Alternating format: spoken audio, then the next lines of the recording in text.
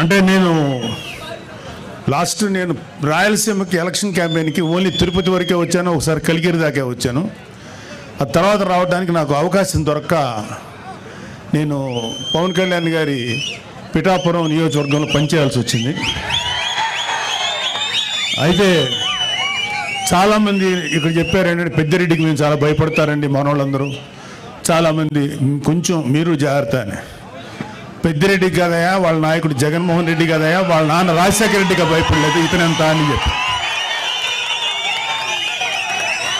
న్యాయంగా ధర్మంగా ముందుకెళ్ళేటువంటి గొప్ప నాయకుడు పవన్ కళ్యాణ్ గారి నాయకత్వంలో పనిచేస్తున్న మాకు అలాంటి నాయకుడు నాయకత్వంలో ప్రయాణించే మాకు పెద్దిరెడ్డి కాదు కదా, ఏ సుబ్బారెడ్డి పిచ్చిరెడ్డి కూడా మాకేమో లెక్కలేదు, డోంట్ కేర్. సో ముందు పెద్దిరెడ్డి అక్రమాల గురించి ఇక్కడంతా స్టేజ్ మీద ఉన్న చాలామంది ఉన్నారు మా జన సైనికులు, వీర మహిళలందరూ. అలాగే ఇక్కడున్న ఏ రాయి రప్ప చెట్టు పుట్టం కదిలించినా సరే ఈ పెద్దిరెడ్డి అక్రమాలు ఎన్ని దారుణాలు చేశారు ప్రతి ఒక్కళ్ళు చెప్తారు. లాస్ట్ టైం వచ్చినప్పుడు కూడా చెప్పారు, అయినా ఒకసారి మీకు గుర్తు చేయదు. అన్నీ ఉన్నాయి, అన్నీ లిస్ట్ ఉన్నాయి.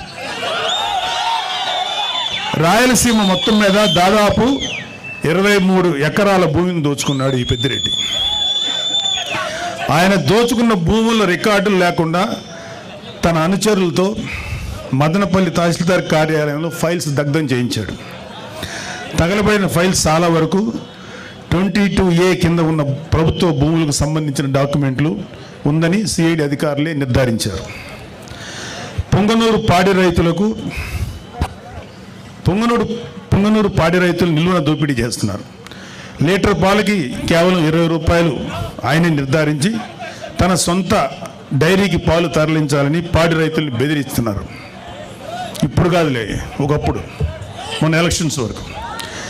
అలాగే మైనింగ్ మాఫియా తయారు చేసి నిబంధనలకు అనుగుణంగా మైనింగ్ చేసే వాళ్ళని, న్యాయంగా ధర్మంగా మైనింగ్ చేసే వాళ్ళని బెదిరించి వారి వ్యాపారాలు దోచుకున్నారు.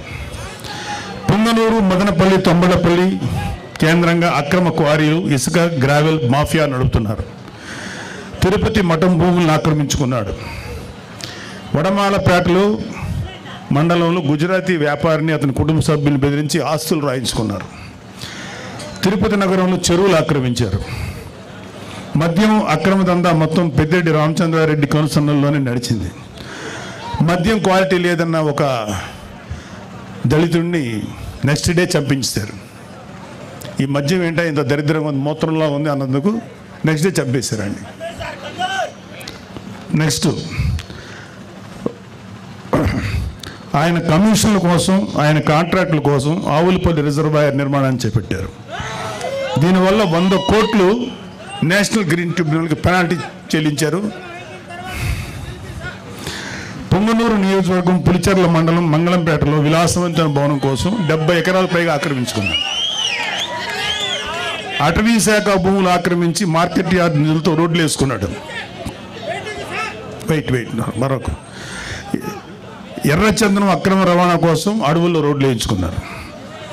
అటవీ శాఖ మంత్రి పదవి అడ్డం పెట్టుకుని రాష్ట్ర వ్యాప్తంగా మైనింగ్ ద్వారా ఇసుక, మట్టి, కంకర, గ్రానైట్ తదితర ప్రకృతి సంపదను దోచుకున్న అడవి దొంగ నువ్వు పెద్దిరెడ్డి రామచంద్రరెడ్డి. 2 లక్షల కోట్ల అక్రమాస్తులు కూడబెట్టాడు. 2 లక్షల కోట్లు లెక్క పెట్టాలంటే ఎంతసేపు పడుతుందో, ఎన్ని రూములు కావాలో అర్థం చేసుకోండి.